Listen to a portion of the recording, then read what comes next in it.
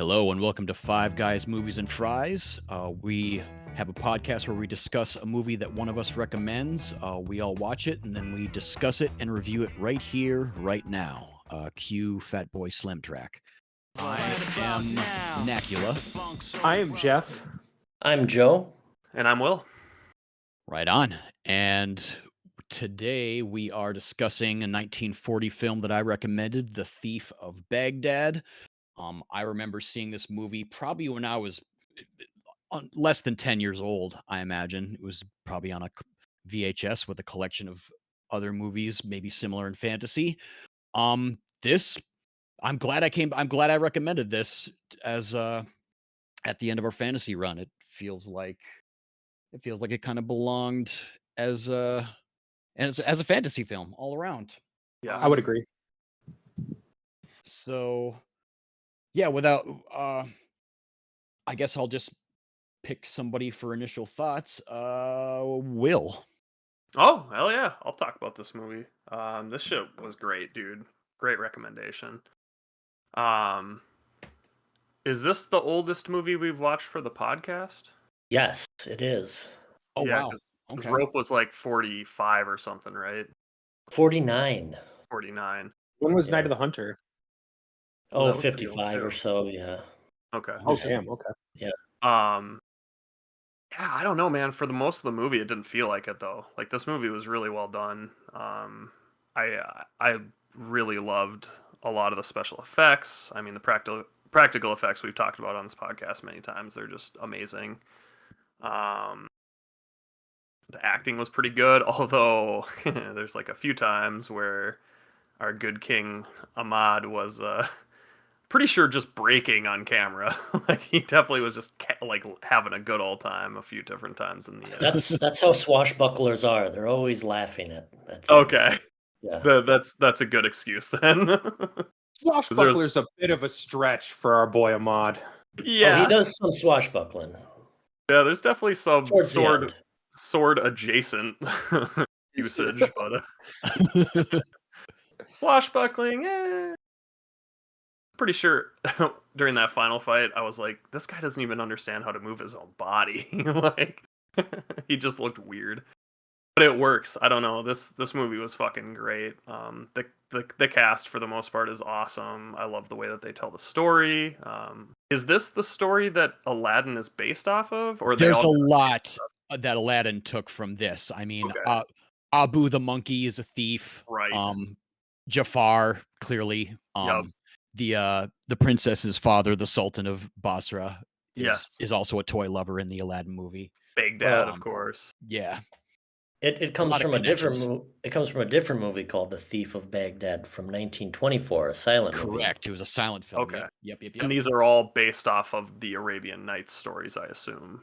Yes. Anyways, so They're okay. loosely pulling, sort of like capturing the spirit of the stories. Yeah, and I feel say- like they did. I would say Thief of Baghdad and like the whole Arabian Nights canon has kind of gone through the same thing that Robin Hood has in Hollywood. Like if you've looked at the past for different Robin Hood movies and how those have changed and the characters have changed, it's kind of the same in regards to this story or this idea of story, I guess.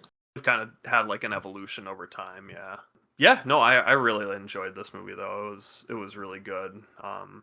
Especially some of the effects were just like mind-bogglingly good for the time. Like the smoke that forms into the genie. That was just a fucking good looking. It's a cool looking transition when Yeah. going from smoke to physical appearance and I will say this movie definitely showed its age in a couple spots. Cue animal cruelty.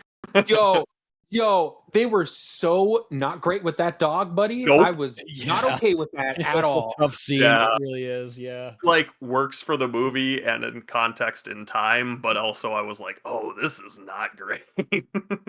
This is they hurt that dog. Like that doesn't look okay. He's holding it up by its throat. He's effectively choking that dog out.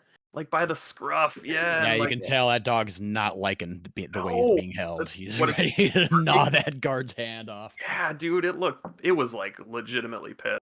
And then I didn't notice the first time. Like, I thought they straight up just threw the dog off, but there is a cut. So No, yeah, there's a dummy, but still, like, holding the still, dog over the railing was still enough for me to be like, Get your hands off that fucking dog, dude." yeah, After the way he was holding that dog, I would not be surprised if he just hooked that dog over the side of the fucking. dude. Oh, It God. really looked like that's what they did when I first was watching it, and I was just like, "Oh, this is that's problematic." So far, 2 out of the 4 fantasy movies we pitched have had some poor animal handling. Yeah. Oh But no. This is actually the animal cruelty theme run. Yeah, I don't know. I mean, like, I could talk about this movie for a while. The sets too are some of the best sets Oh, that I've seen in a movie. so good, so good. So good, dude. Like, even just right off the bat, the set in like the fucking in like the harbor or whatever is great. And then the set when we first see Ahmad and he's like, you know, and on like the top of his palace or whatever, wherever the fuck that is. That shit looks so good. Like, it's unbelievably good. And I did want to mention too, like the restoration of this movie, because obviously they must have restored it for, you know, HBO to be on like a Blu-ray or something. It looks really good. Like it all Yeah. it all transitioned pretty fucking well.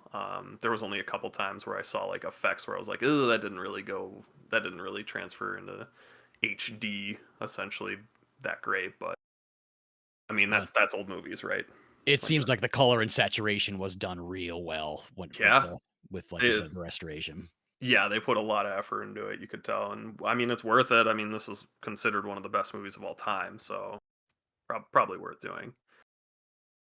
And I'd agree with that because holy shit, this movie was great. There's a lot of turquoise. There's a lot of bright blue in this movie. Yeah, yeah. I don't know. I took like 3 pages of notes, so I'll have plenty more to say. I'll pitch it over to Joe. I'm interested what he thought about this old ass movie as our old ass movie lover. Well, you know, I love everything old. No. Oh, I just want to say before I get into it, if I ever get some wishes from a genie, I'm just gonna start thinking out loud and say, "Wish I had some fucking avocado toast or something." I'm hungry right now. Just whatever comes to my mind. Just say things out loud. At first wish, just absolutely wasted on Oh my sausage. God. Yeah, yeah. Sure could go for my mom's old sausage. Dude, that is 100% something I would do. Like, man, I wish I had some holiday cookies right now. Yeah, Okay, hey, go nobody for, ever claimed Sabu was like a genius. Okay, That's true. he's just the best thief. And also, if I'm a villain, if I'm like an evil villain, and I capture people, I'm just gonna say, tie him up, kill him tomorrow. It's fine. We can Yeah. wait till tomorrow.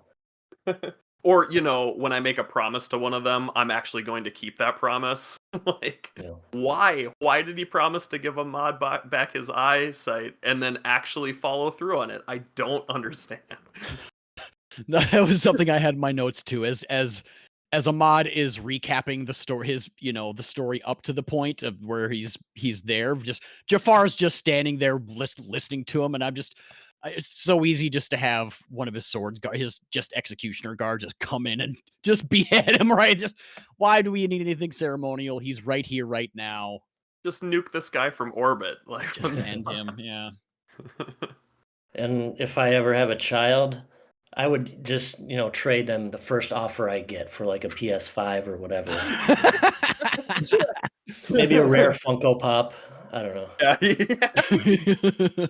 I don't know. You can criticize some of the logic and the plotting of this movie, but it's supposed to evoke like an old story from the Arabian Nights, which I have a copy of the Arabian Nights, and I've read some of it, but I can never finish any story because they're all so immoral and weird and just Yeah. random things happen, and you're just like, what is anyone doing?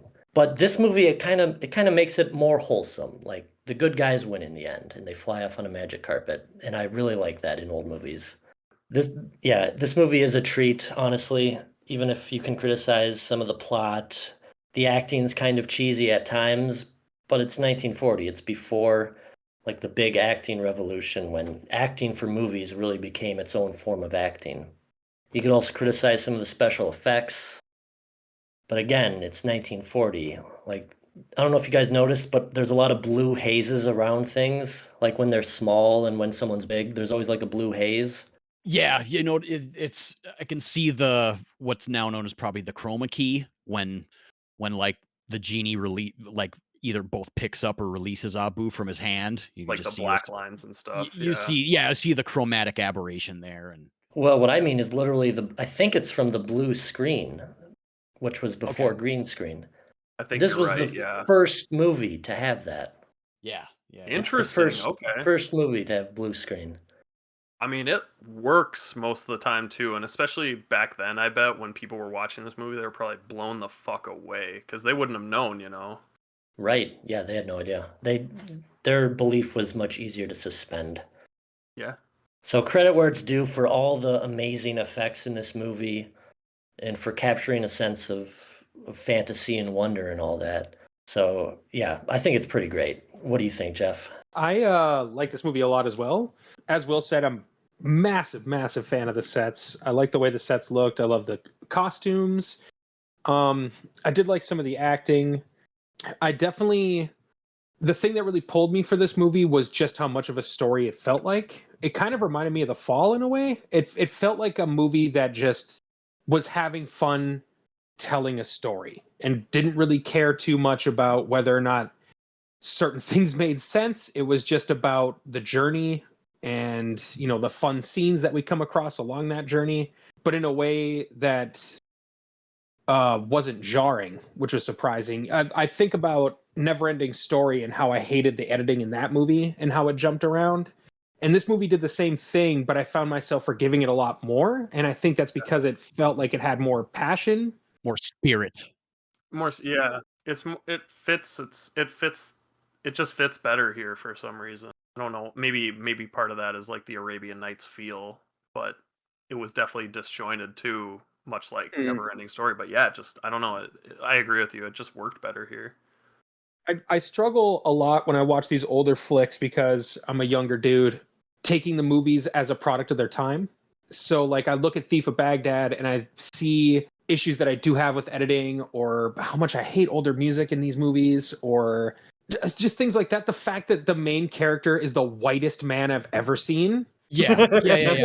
It suffers for its time from both the having a sultan of Basra just also being just a dweeby old white guy White guy. who loves toys. That was the guy who wrote the movie. Yeah, he's one of the screenwriters. Yeah, the Sultan of Basra. He's one of the screenwriters. Oh, that's awesome. But yeah, the most color we get in the acting is from the Rex Ingram who Technicolor. plays the No, but really. What but you're yeah, saying. Rex Ingram who plays the genie and Jafar, and well, of course Abu. God, for the love of God, like Abu. Well, Conrad Veidt, I don't know. He's German, I think, who played Jafar, right? Oh, he is, isn't he? Okay. All I know is I need Hate to that break it to you. stash, and I need it on my face like yesterday. This is definitely Abu's movie. It feels like Abu was followed through the movie more than Ahmed was. Yeah, I get behind that. And I like that, to be honest. I didn't really hate it at all. I cared more about Abu's character than I did Ahmed's character. He didn't feel I don't know. There's definitely a version of this movie where he feels like he's just praising Ahmed too much. I could really see him falling really hard into that sidekick feel, and he kind of does, but not in a hammy way. Yeah. You know what I mean? Like it feels the start of their friendship doesn't feel organic, but the rest of their friendship does. And it's such an adorable friendship too. Like once they're really getting along with each other, it's like, oh, these two boys are just having a good old time. Well, it's also the moment where the scene where Abu has the all-seeing eye, and he's just looking to get to buddy up with Ahmad again, and Yeah. and then he's looking through the eye, and then he catches Ahmad, who's also just out on the cliffs of just yelling Abu's name. It's heartwarming as fuck. But yeah, I do get how I do agree with how Abu is pretty much the star. Is easily the star of the film, and Ahmad is much more of he doesn't, even though he's not portrayed as like sidekick material, he's sort of still like the side story, in my opinion, being Abu's just ready to be just have adventure and fun. And when he connects with Ahmad, he's like, finally somebody I could actually like get into some really good shit with. Yeah. Like, Oh, I can get into some nonsense with this guy. it's I just love the buddy up part of that. Yeah. Yeah, there's so many things about this movie that would feel corny. Like, okay, how does him climbing through a spider web and like, I don't know, grabbing that gem make him a hero? You know what I mean? Like, but because it's supposed to be just a story, like that's the whole idea, is that they're just telling this story. It fits. You know what I mean? Yeah. I don't look at it through such a lens. Like, I'm not trying to like break it down. Instead, it's just, I wouldn't consider that action makes him a hero. He wishes to be, you know, heroic, and just because he's so driven on finding adventure and all that. But even just the way the genie laughs him, a hero, like laughable, Yeah. absolutely laughable. Yeah. So I love that The scene. genie is Genie's just having a Genie's the good old most time, too. comic relief this movie needed. and he's like, "Have fun on your cliff. Peace out." Yeah. Yeah. Free! Fuck you, motherfucker. Fucking peace, bitch. Dude, the genie's laugh is like fucking wild, Oh. but can we talk about how Abu's laugh is like maniacally psychotic? Yeah, Like, laughing back at the genie when he's trapped him back in Yeah. the bottle. holy Putting shit, it all in dude. there. Oh no. But Yeah. overall, I really like this movie a lot. I think it did exactly what it set out to do. I think it did it in a really solid way. And I think if I can move past my hangups, comparing it through a current year lens, you know what I mean? It definitely holds up a lot. I would watch this movie again and not hate it. Like, I could see why this is lauded the way that it is. This will be a great movie to watch with Jonah once he's old enough. I would love to watch this with the kiddo. Yeah, it's all fun and games until he starts grabbing your dog and dragging it around by the collar. Throwing him off boats and Fucking shit. Jody, can you go get the dog? Throws the dog off your deck. It's just- Yeah. Jesus Christ. Yeah. Well, good. I'm glad. Yeah, Maybe we'll wait on this movie for a little bit. those all your initial thoughts. Yeah. Right on. Yeah, no, I'm glad to have come back to this movie. Like I said, I think I saw it when I was maybe 8 or 9 years old. Had you watched it all in between then and now? I don't think I'd watched it since I was a youngster. Up until Nice. because I know it was competing as what I was going to recommend for the fantasy movie, but I had to rewatch it before I knew it was going to be my recommendation. So Oh, yeah, no, I gotcha. haven't. Yeah. I don't remember. I don't recall watching this at all in the past, two decades or more, at least. Had any of you guys seen this besides Knack? Oh no. None of you have? No, my family was like a Sinbad family. That was the old-timey fantasy. Yeah, like the comedian, like we. Not the Arabian No. Sailor. Yeah.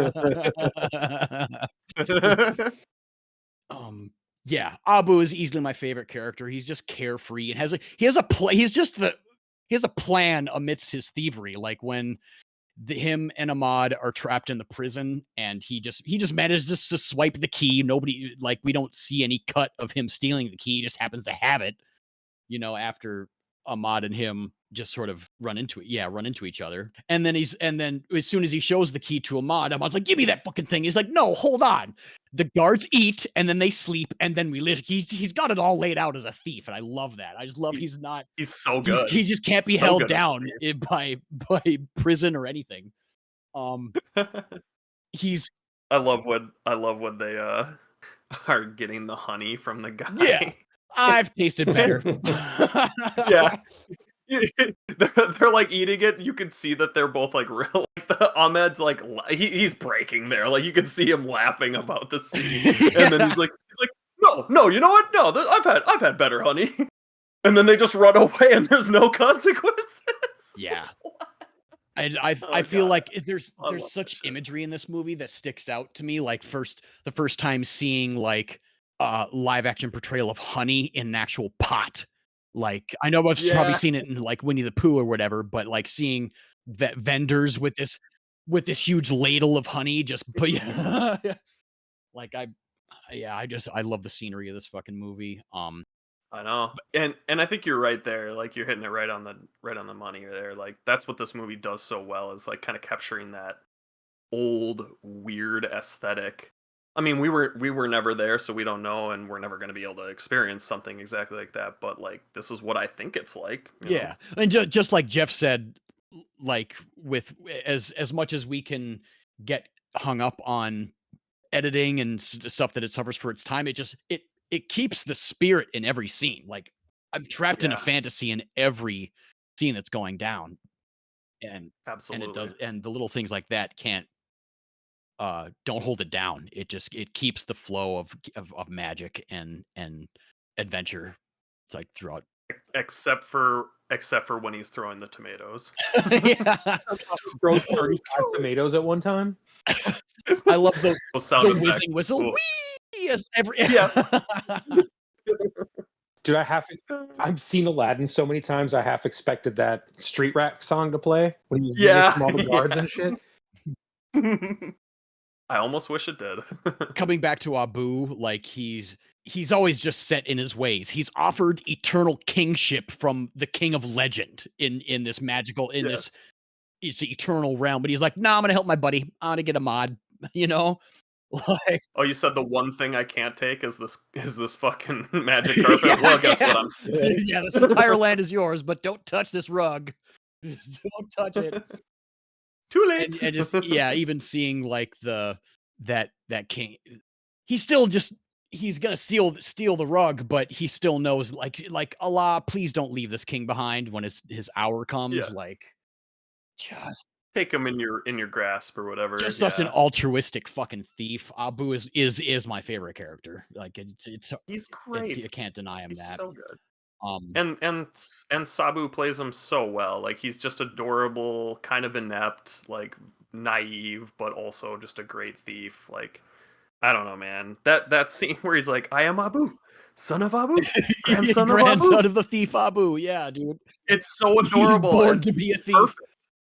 I love it, dude. I fucking love it. And yeah, Sabu, the actor, is clearly even just more fit and just ready to climb ropes and do anything he needs to in this movie, much more than John Justin seemed like he was. Like Yeah. he was. Did he do all of his own stunts? I wouldn't be surprised. I didn't see anything like that in the when I read through the Wikipedia earlier, but It looked like he was doing his own Man. stunts, which is pretty impressive because there was a few that were I was like, for like a normie guy back in the 40s, this would have been pretty fucking sketchy to do. So they didn't have parkour back then and shit like that. So I mean the buddy system between Ahmad and Abu. I mean Ahmad's a king who yearns for freedom, and Abu's just a thief who's only known to be free and just be a survivor. And I think that qualifies this movie as a swashbuckler. Sort of the altruistic thievery, giving to the rich or stealing from the rich, giving to Yeah. the poor. you're not wrong. And there's some fighting, there's some saving of women, which comes with the territory. there was one moment where it's where Ahmad had just run into the princess for the first time, and then he's just telling Abu, "I just need to see this chick one more time, and then I'll just adventure with you for the rest of my life." Like, how is that? How is that even a credible promise to anybody? Yeah. Really? He sounded like that drunk friend at the bar who like met some girl in the bathroom, and he's like, "Bro, I just got to see you one more time, then we can go home, dude." I swear." Yeah, come on, man. we can jam on games all night. Just got to see this one more time.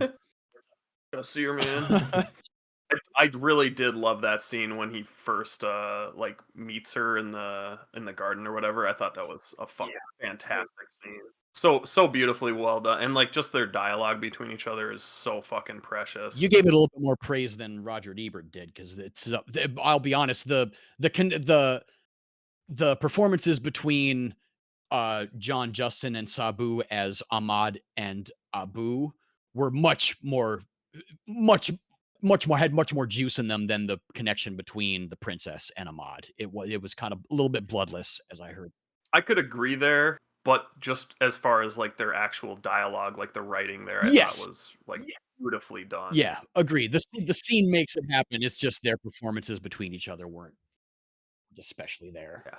But that shows the power of really good writing, right? Like it can transcend that even just a little bit. Yeah. Shitty chemistry, but great writing makes up for it a little bit. Just a little. And I know I don't know how much I know I praised the movie in just about or praise the music in any movie we fucking watch, but I love the themes that come along with the scenes of this movie. Just Jafar, brr, brr, brr, brr, brr, brr, brr, like it sounds like the Imperial March at times. Yeah, it kind of Jafar's theme. Jafar straight up takes an arrow to the dome, and then xylophone plays as everything hangs in the air for a minute and falls like a fucking cartoon. It's so wild. Dude, I'm salty that horse got blowed up by doing that though, because that horse was fucking badass. I want a fucking flying mechanical horse. Yeah, dude. That's like the dream, right? It was tough to see how they just it was cool to see the shots they had of the octopus at the bottom of that spider cave, the spider realm, and then they just drop the spider puppet into the pool with the like I was devastated to see that almost as much as seeing the way they handled the dog on the ship, just like the And Knack, you realize that wasn't a real giant spider. no. Octopus had it dropped on top of it, and I'll tell you, the water that octopus was in did not look healthy. It was gross. Didn't look great. Why was there an octopus at the bottom of there that? Needed to be something. They could have just had an abyss there, but So okay, hold on. So when they're like in the writers' room, right, working on this, right, and like one of the guys is like, "Okay, there's got to be something down there," and the other guy's like, "I know a fucking octopus." My two octopus, Chelsea and Ridley, are dying, so we're just gonna put them in the movie and drop a large 9-foot hairy spider puppet on top of them. That weighs like 20 fucking pounds. That thing is creepy. Like when I first saw that spider scene as a kid, that spider sticks out in my head this entire time. Like, oh yeah, I think I think the other one that it kind of reminds me of is I think there was a similar spider scene in one of the Ewok movies. Anyway, I'm trailing off, yeah. but practical effects, man, they just look better. They just do. Because it has weight to it, Yeah. Granted, that spider didn't have a lot of weight when it was swinging around on that. Yeah, just all around, I just love this movie. Granted, like I said, there's things we can fault it for its time, just being very whitewashed and, but the fantasy theme holds up. The performances are overall mostly great. I mean, Sabu portraying Abu is charming as hell, and it just has everything I need in a fantasy movie. Yeah. Question for you guys. Yeah. I hope it's not the same one that you're about to ask, Nick. No. It's probably not. Well, let's see. Yeah. So when we watch older movies, I've asked you guys before, is anyone from this thing still living? This was made in 1940. Obviously, no one's still alive, right? Justin Johns is dead. Obviously, Conrad Veidt, he was born in the 1800s, I think. Sabu was 16 when this movie was made, so he'd be 100 today, but he's dead. Damn. The princess is dead. What do you guys think? Yes or no? Yes. Anyone I'm alive? gonna say there's yes or no, they're all dead, or yeah. The dog's still alive. Well, I was just clicking around, and yeah, one of the maids of the princesses, she wasn't credited, but she went on to be the mother in Mary Poppins. Her name was Glynis Johns. Bro, how cool! And she's 99. She was 17 That's awesome. in this movie. Yeah, pretty crazy. Just had to share that. Sorry, he stole your question, Nick. Oh, but he didn't.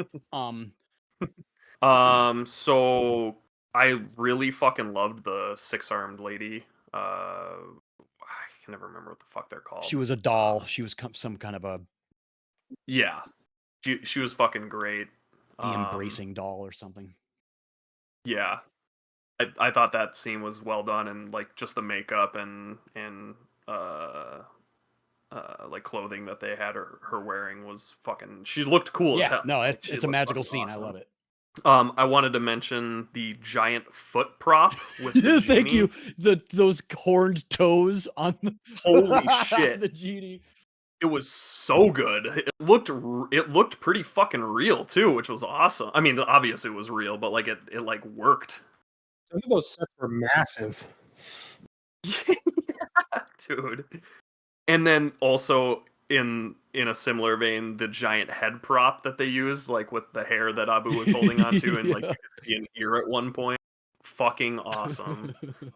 I loved that Abu straight up snipes Jafar like at the end, like that was like it's not one in just a Jafar; it's kajillion also shot, the like, executioner guard. unbelievable. Two of those shots are straight headshots. That But was no, that was the bow. That wasn't him. that's If what I'm he saying. aimed That's what I was gonna say. They weren't crack he aimed shots. Right. It's the bow of justice that just it flies true, and you will never. That's what that King of Legend says. You never fail. They certainly weren't crack shots. Crossbow. I want that crossbow in Baldur's Gate 3. I need it. I wanted to talk a little bit about how fucking adorable the Sultan is, like with all the toys and stuff. He's just a cute old boy. He's just having a good time with his toys. Yeah, flying horse over daughter. I wanted to mention, as we've talked about, like all the set pieces are fucking awesome, but I really loved the temple, like where he steals the all-seeing eye. The outside of that looked fucking awesome. The inside looks unbelievably good. And especially once he steals the gem, and then like the lighting around the gem, like as he's crawling down the huge statue, it just looked fucking awesome. Like it just looked really good. So I was You really mentioned impressed that. with that. I also liked how while the princess and Ahmad are imprisoned in Jafar's dungeon, that they show a ray of red light against Ahmad to show that before they cut to Abu seeing him through the all-seeing eye. Just like a small little touch. Oh, Yeah, I he didn't begins notice that. That's talking about how he'd awesome. love to apologize, just to see Abu, just so he could apologize for how he acted before, and you see the red Yeah. light kind of fade onto Ahmad's face, and then we see Ahmad, or if we see Abu looking into the all-seeing eye, seeing him there. Yeah, little Right. touches. This is such a good fantasy movie. Like, there's so much fantastical elements that are just like almost hand waved away, like fantasy does, but like it works because it's fantasy. I don't know another way to describe it. It's just it just fucking it just works well. I love that Abu throws the eye, it explodes, then he trips balls into the Land of Legends. Like that's what happened, though. That's what I saw at least. I don't know if that's how that works, but all right. And I liked that trip scene. I thought that was actually pretty well done. Just tumbling around and all. Yeah, Crazy as like shit. slightly cheesy as some of the like the scenes of rocks just sort of swaying back and forth as Abu's holding onto them. It's still just charming. No, it works. Did you guys have any favorite quotes? I have one. It was when Abu and Ahmad are just out of the pathway of the guards as after the princess had come through, and Abu spears the melon from below the tent flap that they're resting on. And what does he say? Ahmad, your eating will be the death of us. And Abu is, well, without eating, we'll die.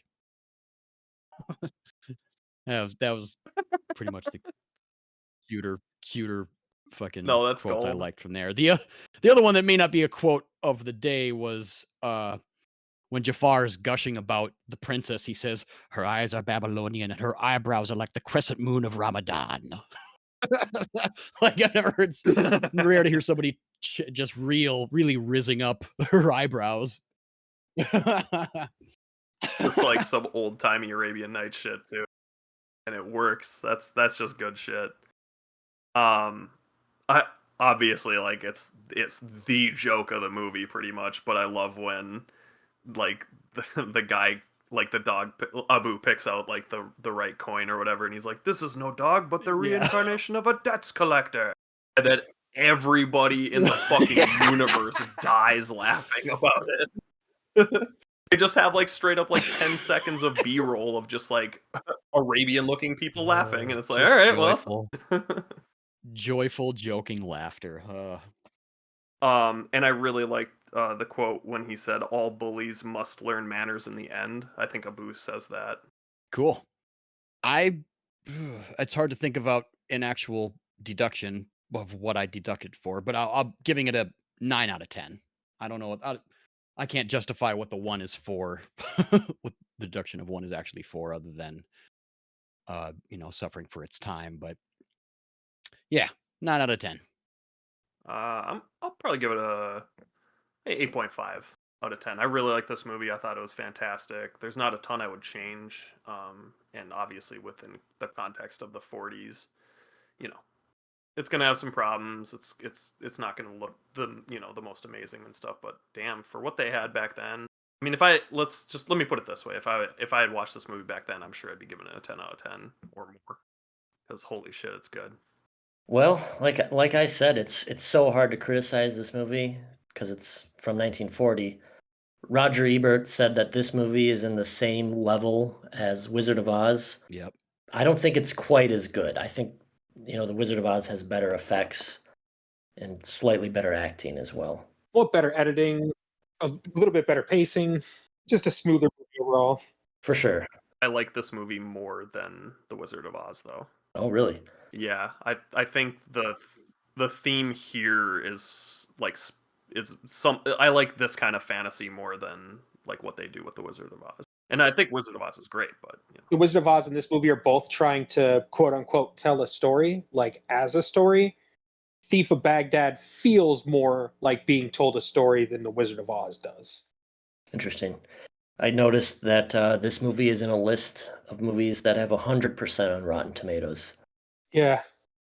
It's in the same league as Singing in the Rain, 12 Angry Men, and Invader Zim Enter the Florpus. Yeah, as well as Paddington as well. Paddington, yeah. You do, because it earns that 100%, buddy. Paddington is a banger and a half. that's awesome. But I'd give it a 7 out of 10. Radio. I don't know. I objectively giving this movie the product of the time, I'd give it close to a 9 or a 10 out of 10. But I just can't look past them flailing that dog around.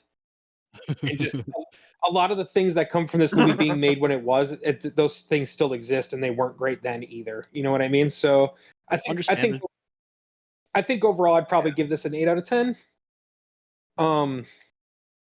Yeah, because it's just good. It isn't a great movie. It'd be a 10 out of 10 if I watched it back in 1940. Get that 1940s rating. We should just start rating every movie twice, once in the context of 23 and then once in the context of 1940. Well, now that our ratings are out of the way, I'd like to ask each of you if you can tell us or tell the audience up to 2 movies, 1 or 2 movies that were runners up or competitors to the films that you actually ended up recommending. I know, Will, your recommendation was what you ended up recommending, Neverending Story. Joe, you recommended The Fall, and Jeff did Bright. So going in the same order that we recommended, Will, what were 1 or 2 films that were competing with Neverending Story? Surprisingly enough, I didn't really have anything else I wanted to do. I've known for a long time that I wanted to do Neverending Story when we eventually did like a fantasy one, because Jeff and I have just talked about it so many times over the years, and I'm still just like, I still haven't seen this movie, so I guess. Sure. I Okay. don't know, like The Princess Bride, maybe? I don't know. There's not a lot of older fantasy movies that I had seen that really stuck with me in a way where I'd want to, bring them back. Cool. So. Joe? Yeah, I'm trying to think of an answer because I thought I did have a runner up, but I can't remember what it was. Maybe it was The Devil's Backbone, but that's more of a horror movie. I guess that's what it was. But yeah. Shoot, maybe Pan's Labyrinth, I guess.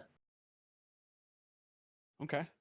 For me, it was Ralph Bakshi's Wizards Oh yeah, and Bone Tomahawk were the two that were my runners up.